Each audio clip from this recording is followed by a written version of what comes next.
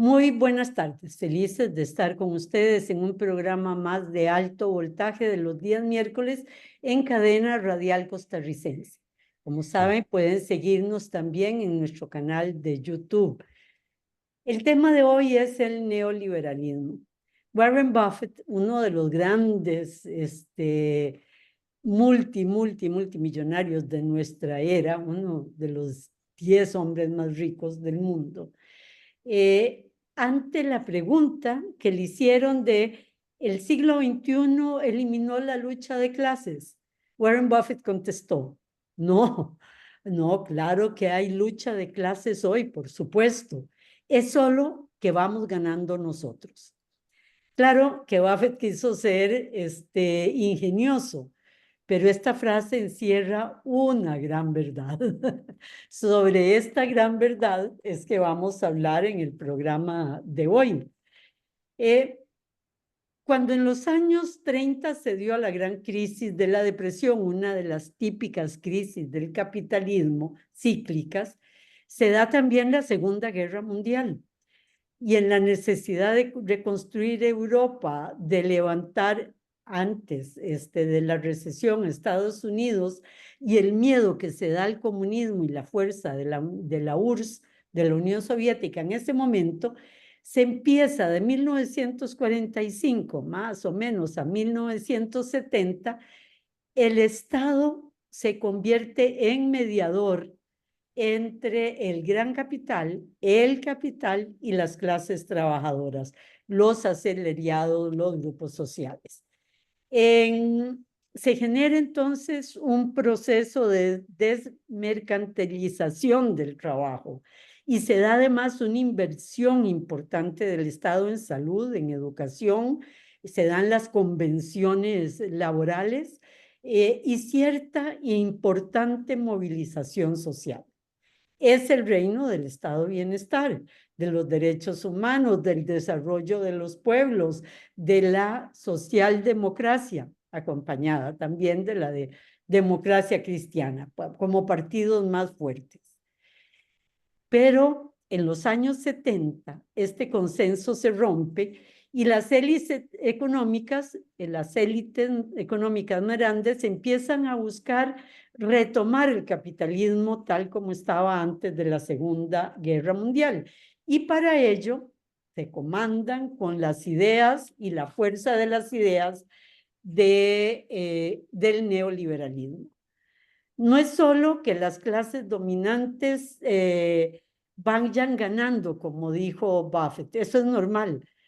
Yo creo que el gran problema acá, y Fausto lo ha señalado en varios programas anteriores, sino que se eliminaron los instrumentos que tenían la clase asalariada para la lucha de los sectores sociales.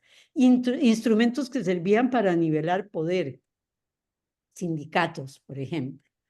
Sin base social organizada, no hay lucha social efectiva y esta lucha se consume en lo que conocemos en nuestra era como las primaveras árabes, ¿verdad? O avances muy importantes, pero de grupos que son, la mayoría de ellos, unitemáticos, como el cambio climático, la gente que lucha por el medio ambiente, las luchas de género, la LGTBI, etcétera. Es un poco la realidad de nuestra época, pero comencemos con el comienzo, o sea, dónde surge todo esto, dónde surge el neocapitalismo y una vez más, Fausto Amador Arrieta nos va a guiar en este viaje. Buenas tardes, Fausto. Buenas tardes, Mimi.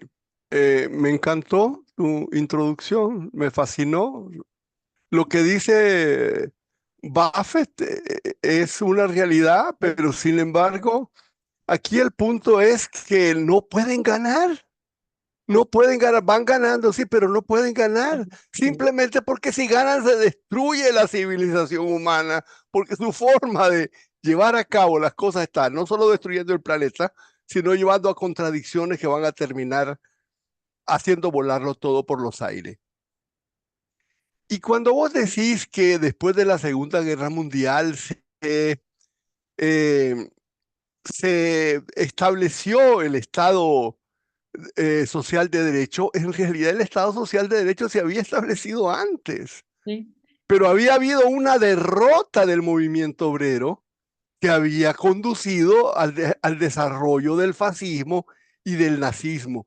Y lo que se dio después de la Segunda Guerra Mundial fue un retorno a las conquistas, porque cada una de esas conquistas que mencionaste habían sido alcanzadas en el pasado. Y Pero en bueno, Estados Unidos en los años 30 también, y, ¿verdad? Pero el gran reino mundial, ¿verdad? Es después de la Segunda Guerra Mundial.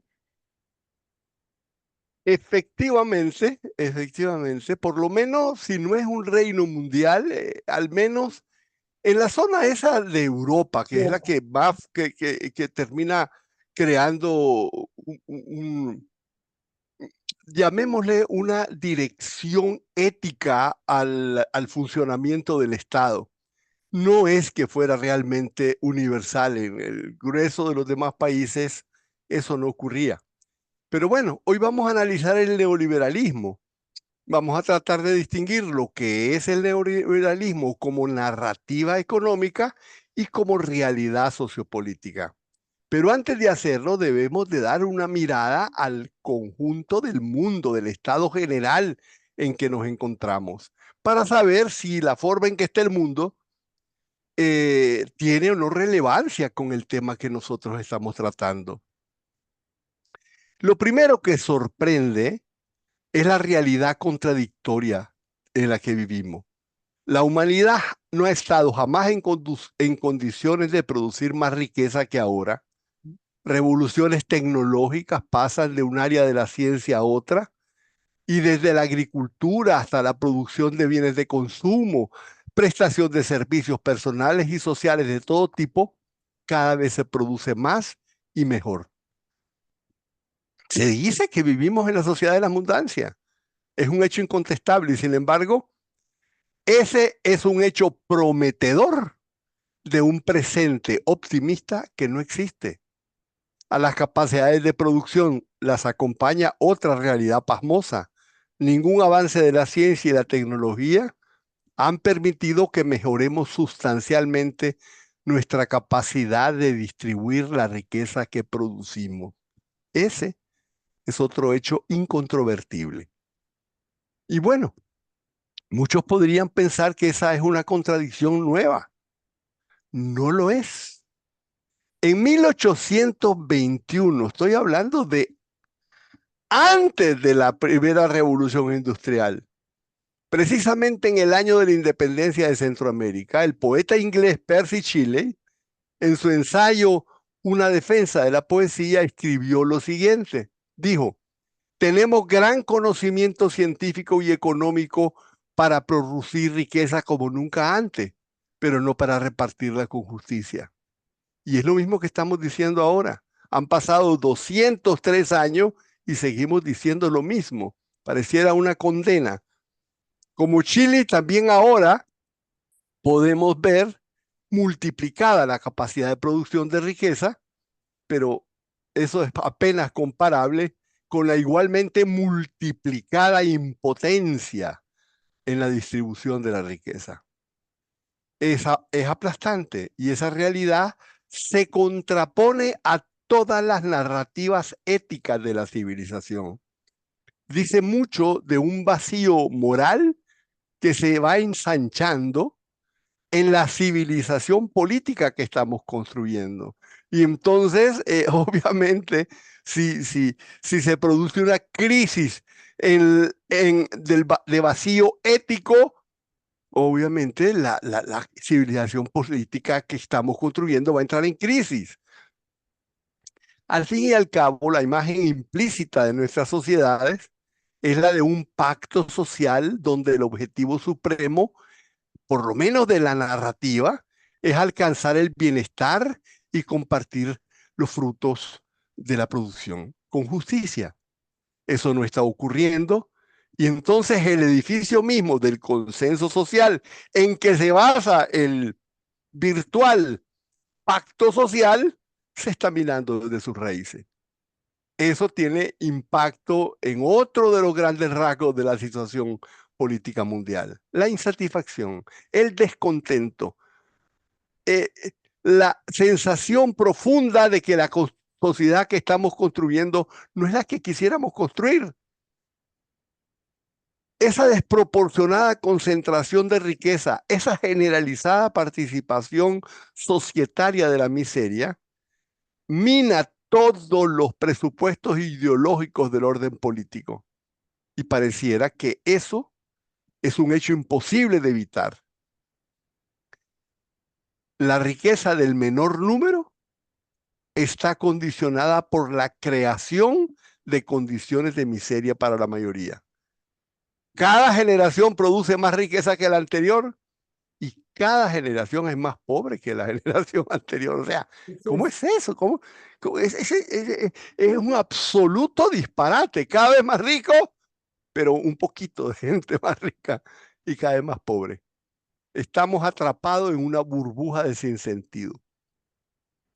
Estados Unidos es uno de esos países que ya hemos visto una y otra vez cómo sus avances económicos, su progreso va acompañado de una imposibilidad de enfrentar su miseria.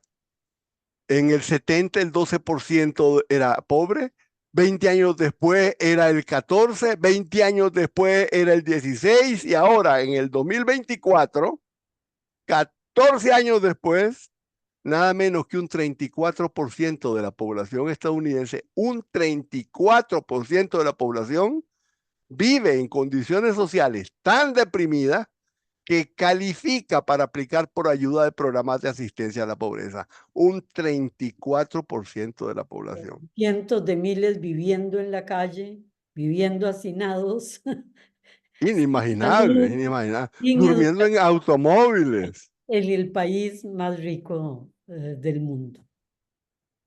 Los rasgos sociológicos de nuestras sociedades son deprimentes. La cohesión social de la tribu humana está desmoronada. Los seres humanos deambulan aislados unos de otros. Es una tribu desarticulada. Se nos habla de que se está creando una sociedad donde la colectividad se desvanece y donde impera el individualismo. Y se nos dice que eso es un producto cultural. Por favor, producto cultural.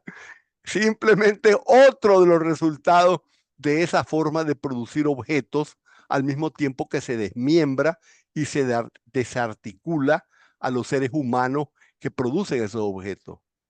Se ha perdido, y esto es lo más triste del caso, la fe en la capacidad humana de construir otro tipo de civilización. No es que en este caso los que están oprimidos o por debajo o sufriendo de este sistema, no ven que ese es el sistema el que los está llevando a esas condiciones. Quieren subir y ser parte del sistema. Son consumidores y quieren consumir más, ¿verdad? Y por lo tanto no tienen herramientas o instrumentos para cambiar la realidad. La realidad de su realidad, la realidad mental de su realidad sociológica, Exacto. realmente, a pesar de todos los esfuerzos que hace en seguir todas las reglas que dicen que le permite el ascenso social no se produce. Y entonces se produce un descontento con el statu quo. Es la crisis generalizada de la democracia liberal de los partidos, porque son los partidos los que ofrecen las utopías posibles que ya nadie ofrece. Hoy vamos a reflexionar sobre el neoliberalismo, una teoría económica que dice nada menos que la distribución de riqueza es una problemática que no le atañe al Estado, que no le atañe a la política, que el Estado debe mantenerse al margen porque cuando se mete hace más daño que bien. Y si definimos al Estado como el conjunto de instituciones que organizan el bien común, en lo esencial, el neoliberalismo plantea que a los entes económicos se le establezcan las mínimas contribuciones económicas posibles dedicadas al servicio colectivo del bien común. O sea, no paguen impuestos. Efectivamente, o sea, es así, en lo esencial, y aunque la forma más extrema del neoliberalismo parecieran ceder el paso, la realidad es que su esencia fiscal está más viva que nunca. No nos engañemos, más que simplemente un conjunto de teorías económicas, el neoliberalismo es una realidad de relaciones sociales que sigue siendo dominante y que en las sociedades occidentales tiende a hacerlo cada día más. Y por más que discutan en el seno de Naciones Unidas, en la Unión Europea, cómo crear esos impuestos a transnacionales, multinacionales, capital financiero, son discusiones y debates, pero de acciones muy pocas, ¿verdad? O casi ninguna. La realidad es que incluso hay innumerable cantidad de propuestas de acciones, como podríamos nosotros verlo en la, en los propósitos del milenio. Ahí tenés, incluso que existe en Costa Rica, en todos los países del mundo existe una oficina que va siguiendo las metas del milenio y yo la he visto, son centenares de propuestas. Eso no cambia. Eso no cambia el hecho de que las propuestas no tienen una base, una fuerza social en la que asentarse. Frente al problema que planteábamos al comienzo de la contradicción moral entre la producción de la riqueza y la distribución, el neoliberalismo plantea que esa no es una contradicción y dice que la desigualdad económica es un componente necesario de los incentivos económicos para la innovación y el progreso técnico. O sea, ellos producen la riqueza y lo hacen absolutamente convencidos que hacen bien al hacerlo. Entonces, este es el problema que nos haría ver que en vez de combatir a la pobreza habría que aplaudirla y confiar que el mercado, sin ninguna intervención, maximaría la eficacia del bienestar económico. Y aquí viene esa cosa que muchas veces decimos, por lo menos que Keynes decía, ¿verdad? A la postre todo lo resuelve el mercado. Y Keynes decía sí, pero a la postre todos vamos a estar muertos. Muertos. Es, de, es, decir, es decir, claro, yo estoy seguro que el Estado va a resolver esto. Que si se mueren todos los pobres, evidentemente el problema de la pobreza se termina. Y vamos a decir, bueno, lo resuelve el mercado, ¿verdad? Por eso, antes de reflexionar sobre el neoliberalismo, necesitamos comprender al liberalismo económico clásico. En sentido totalmente contrario a lo que normalmente se plantea, el Estado nunca ha estado al margen de la vida económica. Y cuando surgió el capitalismo, conforme a las recetas conocidas y proclamadas por el primer liberalismo, el que pregonaba que el Estado debía mantenerse al margen de la vida económica, en realidad había sido el Estado el que había creado las condiciones para ese desarrollo económico liberal. La primera consigna liberal, la del laissez-faire, laissez-passer, dejar pasar, dejar hacer, estaba dirigida al viejo Estado semifeudal mercantilista y formó parte del conjunto de medidas políticas que desmantelaron aquel Estado y construyeron el primer Estado liberal. Y que era un Y eso, Estado impositivo, lleno de impuestos, que impedía incluso la producción. Nosotros no teníamos derecho como país en la colonia a producir añil o exportar tabaco, porque los otros, ¿verdad? Era una regulación y una dominación a través de la regulación enorme.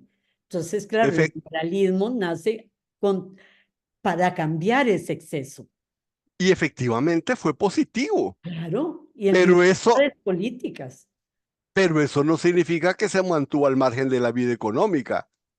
Como las nuevas fábricas necesitaban trabajadores y sus trabajos eran en condiciones tan espantosas que la gente prefería morirse de hambre, se prohibió la caza, se cerraron los bosques, se cercaron, se pusieron alambres de púa. Fue la gran expansión del alambre de púa. Se expropió a los campesinos, se les expulsó a las ciudades y ahí se promulgaron leyes draconianas contra la vagancia. A quien se veía en la calle y no estaba trabajando, se le ponía una V como sello de ganado en la frente. De esa manera, Mientras los capitalistas construían su fábrica, el Estado se encargaba de crear a sus obreros en condiciones tales de miseria que no tuvieran más libertad que la de vender su mano de obra. Esa es la, Esclavitud moderna, es una, sí, industrial. sí, claro, claro, no se mantuvo al margen. En esos tiempos el capital creó a sus sepultureros, pero bueno, junto a la industria nació el proletariado fabril y su organización y sus luchas construyeron los cimientos de la democracia liberal moderna. Es un tema fascinante que no nos vamos a meter ahí, pero ahí también nació la idea de la justicia social, nació la idea de que el Estado interviniera en la vida económica, nacieron gigantescos partidos obreros en Europa y con ellos el concepto central del Estado social de derecho nació desde la misma Inglaterra. El cuerpo de doctrina política y económica exactamente contraria a las premisas liberales clásicas, y en algún momento nosotros explicamos en estos programas cómo fue una mujer la primera que planteó de una forma sistemática estas ideas. Hacemos un corte, Fausto. Sí, llevamos 21 minutos en buen momento, claro que sí. Buen momento. Quiero decir, porque cerraste una hermosa idea. Regresamos con ustedes en unos minutos. De nuevo con ustedes. En el corte, Fausto estaba hablando cómo los partidos obreros logran enormes, la instalación del estado de bienestar en los países de Europa. También la fuerza en los Estados Unidos y en el hemisferio norte. Fausto.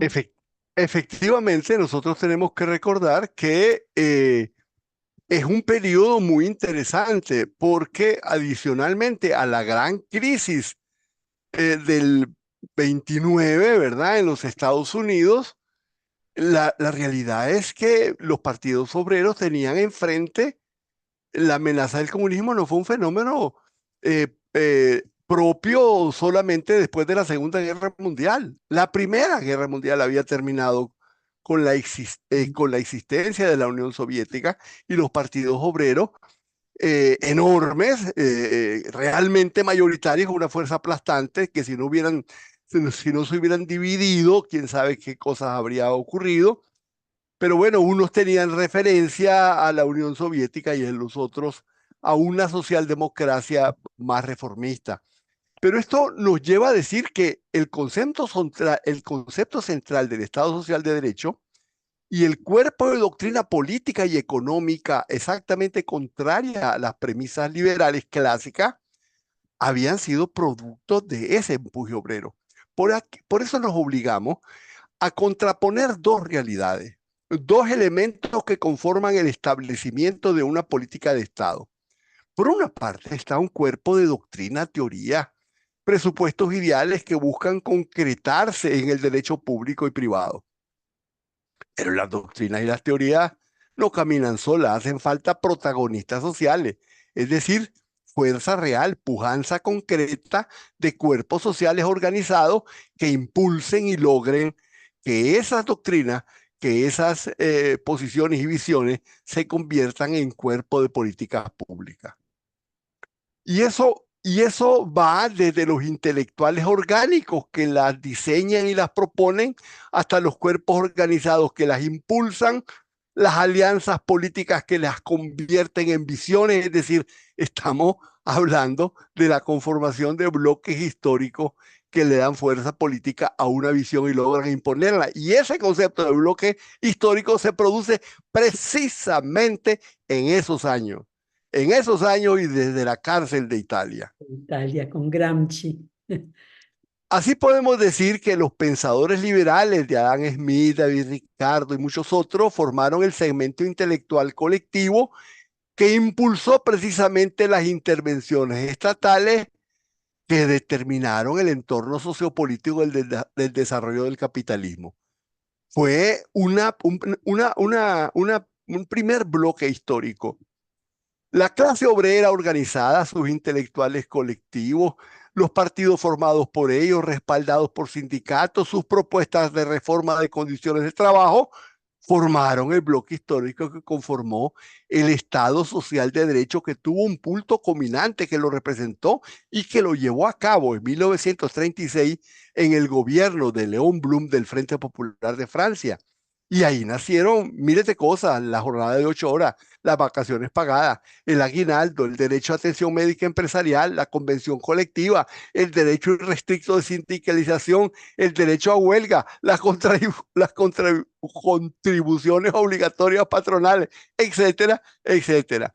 Lo que quiero expresar con todo esto es que las políticas públicas son siempre expresión de relaciones de fuerza y jamás producto meramente de la racionalidad de una visión económica. Cuando una visión económica logra implantarse, lo hace solamente en la medida en que esa visión corresponde a los intereses de una correlación de fuerzas existente.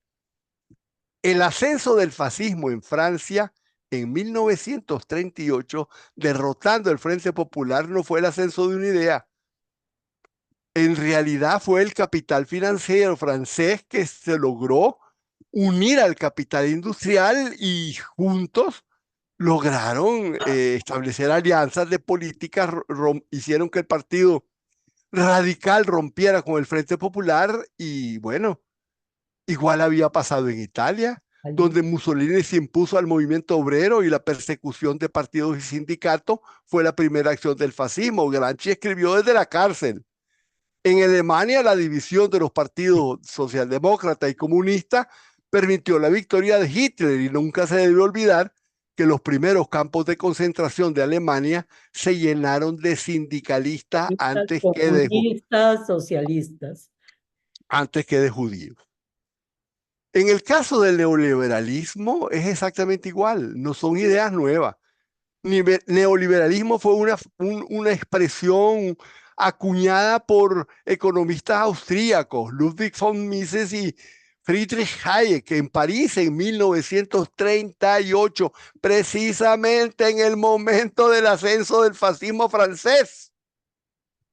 Y estas ideas fueron puestas, y esto es mucho que no se habla, nadie quiere hablar, que fueron ideas que pusieron en efecto los gobiernos nazis y fascistas con enorme éxito económico, y sino que se vea cómo Alemania pasó de estar en el suelo a convertirse en una potencia capaz de derrotar a toda Europa. Pero esas ideas tuvieron que retroceder ante la derrota del fascismo y del nazismo de la Segunda Guerra Mundial. Y ahí surgieron esas nuevas fuerzas sociales en plena Guerra Fría, con una correlación de fuerza favorable al capital y al trabajo. Lo que vos decías, era la fuerza social más fuerte en España, que todavía estaba Franco, en Francia, en Alemania, en Inglaterra, en Holanda y en Bélgica. Y al otro lado de la cortina de hierro se establecía un sistema político que también fortalecía a las organizaciones obreras de este lado, porque había que hacerle concesiones, no fuera que se reforzara la influencia de el otro lado. En plena Guerra Fría estuvieron varias veces a punto de ganar elecciones y de hacerse del poder. De manera que el neoliberalismo no fue una idea que triunfó, como mucho se dice, en la época de Reagan. No es verdad. Como si fuera una victoria intelectual de una teoría económica. En Estados Unidos, de hecho, desde 1950 era tópico de discusión académica en la Universidad de Chicago bajo la dirección de Milton Friedman. Bueno, ¿cuándo logró el neoliberalismo convencer? Nunca, no convenció nunca. Fue la dictadura de Pinochet en Chile que permitió su aplicación. ¿Cómo?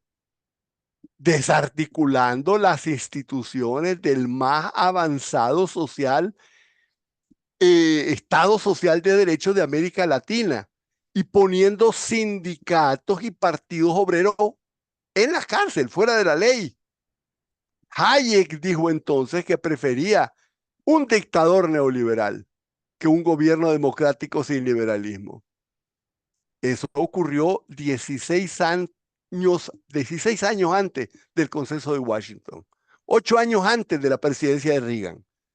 Y en Europa, ¿cuándo fue que convenció el neoliberalismo? En realidad no convenció nunca. la primera, creo que ni siquiera convencido ahora, desde el punto de vista teórico.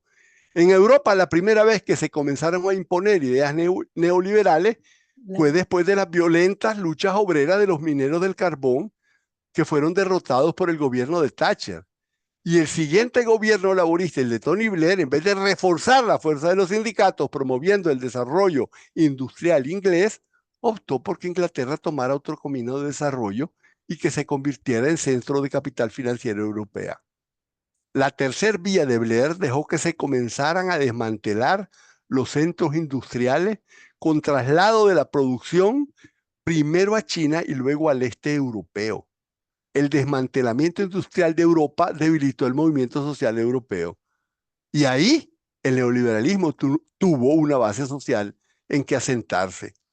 Por eso tiene que quedar claro. Todas las ideas y visiones del neoliberalismo, su narrativa, tienen que entenderse como expresión de una correlación social, nacional e internacional de fuerza que expresa condiciones de debilidad del movimiento popular. Donde hay un movimiento popular fuerte y organizado, no hay idea neoliberal que convenza. En América Latina lo vimos en Bolivia, por ejemplo, o en Ecuador, en un X momento, ¿verdad? Bueno, en Bolivia todavía se mantiene. Y bueno, y tendríamos que estudiar qué está pasando en México, ¿verdad? Eso queda para un programa después. Ahora podemos pasar a ver los momentos centrales ya del neoliberalismo. ¿Cuál es su narrativa? Existen tres puntos básicos, son muchísimos puntos, pero hay tres puntos básicos. El primero es que a nivel nacional el mundo de la producción, intercambio y redistribución le corresponde al mercado decidir las conductas económicas. Debe ser determinado por un libre juego de oferta y demanda. Esa es su primer premisa, llamémosle teórica. La segunda premisa es en el campo del comercio internacional, donde la apertura debe ser sin restricciones y es la que mejor permite el desarrollo económico de todos los pueblos sin importar sus dimensiones. El tercero se deriva de los dos primeros y es que el Estado tiene que ocupar un rol subsidiario y supletorio, es decir, no debe intervenir si no es absolutamente indispensable. Y si lo hace solamente cuando los agentes económicos privados no lo hagan. Y dice, si hay distorsiones, a veces hace más mal en corregir las distorsiones que en dejar las cosas así. O sea, de ahí se deriva que las dimensiones del Estado deben ser las mínimas necesarias para mantener el orden. Y ese es el corazón de todo. Y si el Estado es el mínimo, entonces no hay ningún fundamento teórico para una imposición fiscal de los agentes económicos que no sea la mínima posible. A su vez, la mínima fiscalidad del Estado tiene dos consecuencias. Primero, la incapacidad sendaria de financiar políticas redistributivas de atención a la pobreza. La segunda es que esa debilidad hacendaria hace que el propio Estado se convierta en cliente del capitalismo financiero, que se enriquece precisamente de Está, la misma, de la misma fiscalidad que le perdona. Te perdono el impuesto, pero me convierto en tu deudor, ¿verdad? Eso deja al Estado pequeño, impotente y endeudado, frente a lo cual es obligado a nuevo endeudamiento y es una cosa que no termina, ¿verdad? Insatisfactorio para la gente y las débil para... instituciones financieras diciéndole cómo debe actuar generalmente siguiendo al capital, no a las necesidades de la gente, y es una serpiente que se come la cola, y ahí estamos en este momento. Y a esa receta se añade algo tremendamente importante que hace que esta receta neoliberal se convierta en una camisa de fuerza imposible de enfrentar. ¿Y cuál es? El libre movimiento de capitales. Cuando se deja plena libertad a los capitales de moverse por el mundo, ellos optan por irse a donde menos les cueste producir. Y eso crea una tendencia formidable a la competencia por atraer capitales a cambio de ofrecerle las más miserables condiciones de vida de su clase obrera. Ahí descansa el mecanismo económico de mercado que destruye las capacidades nacionales de negociación laboral. Y también es un condicionante para que el mismo Estado, para ser competitivo, para poder atraer capitales, para poder competir con los demás países en la atracción de capitales, necesita hacerse pequeño, hacerse mínimo, pedir lo menos posible. Y entonces ahí se fuman las grandes conquistas sociales del movimiento obrero, se desmantelan zonas fabriles, las grandes economías ponen políticas depresivas de las condiciones de empleo.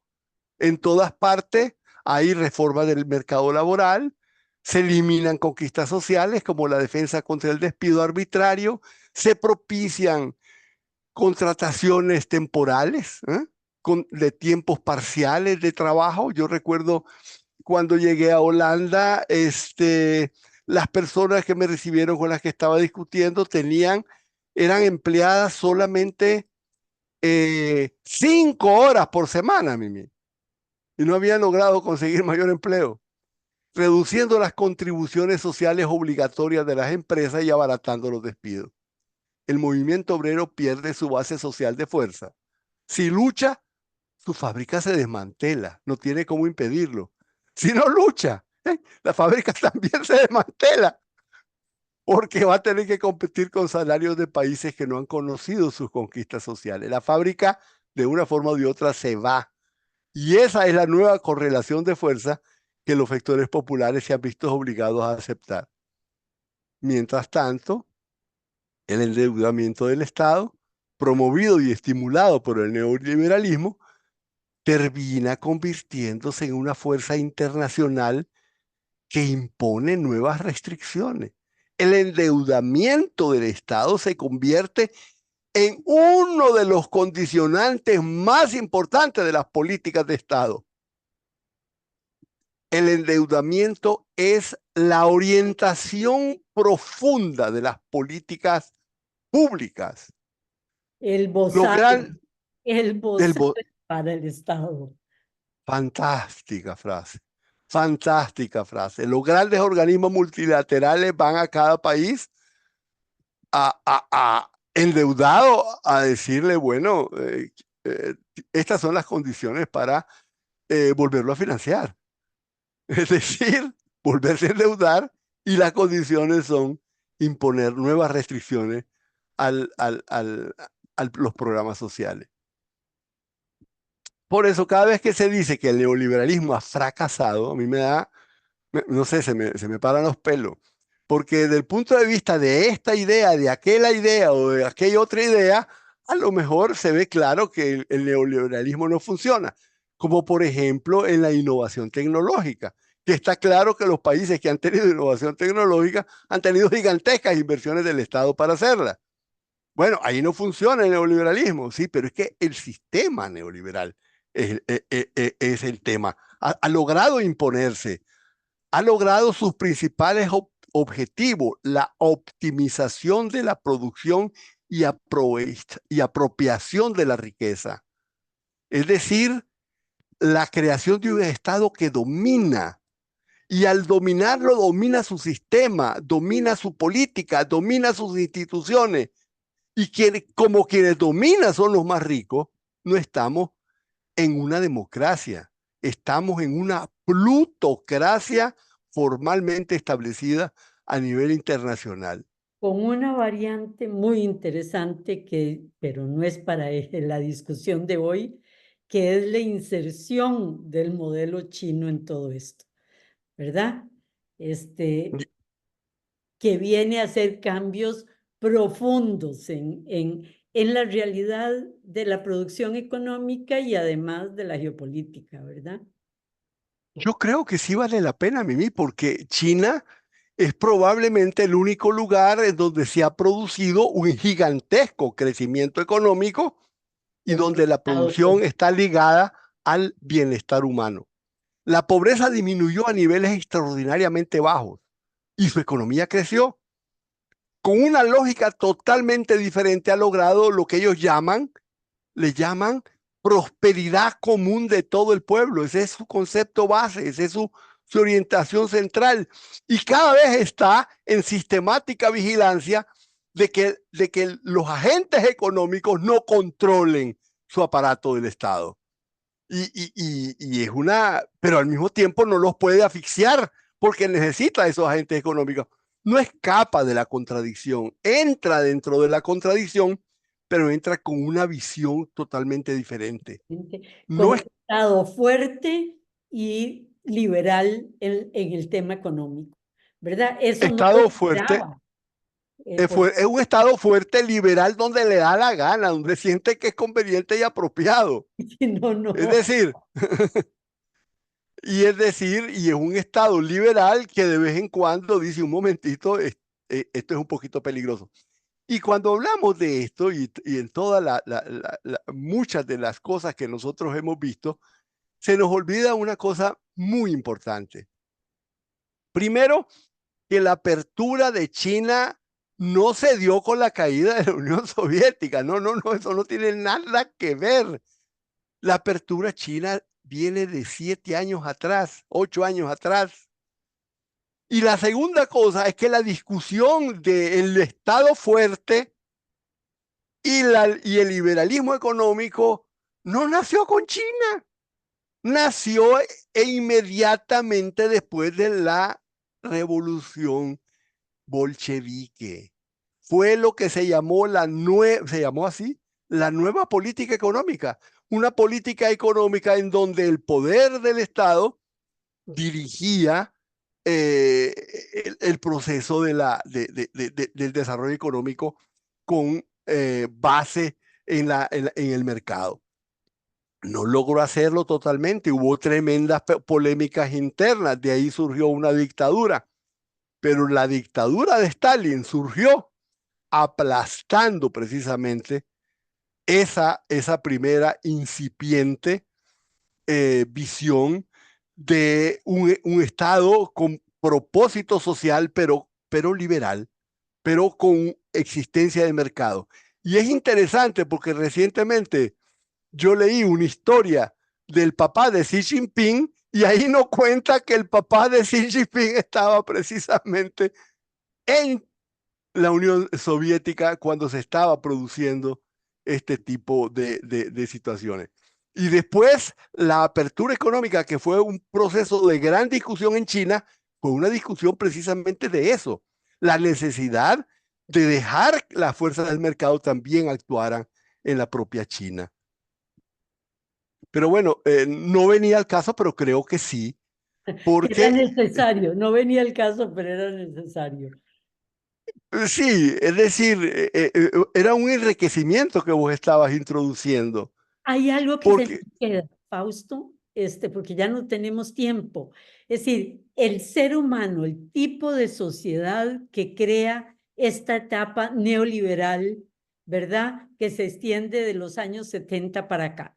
Es decir, el fenómeno social y el fenómeno individual que se maneja. Creo que ahí vamos a tener que profundizar en otro momento. y lo más importante, que si nosotros estamos queriendo que cambie, hemos visto cómo este Estado plutocrático ha destruido prácticamente todas las fuerzas que lo podrían cambiar. Y entonces, ¿hacia dónde vamos? ¿Cuál es el destino? Y parece ser que el destino probablemente va a tener que ser un fenómeno de nivel internacional y no nacional en el que claramente estará participando los BRICS, China y otra lógica del desarrollo económico. Muy bien, se nos fue el tiempo sin entrarle a esa parte, a esa batalla cultural que tiene que producir la batalla social. Pero bueno, ya lo hablaremos en próximo programa. Muchísimas gracias a todos ustedes y un abrazo. Buenas tardes, Mimi.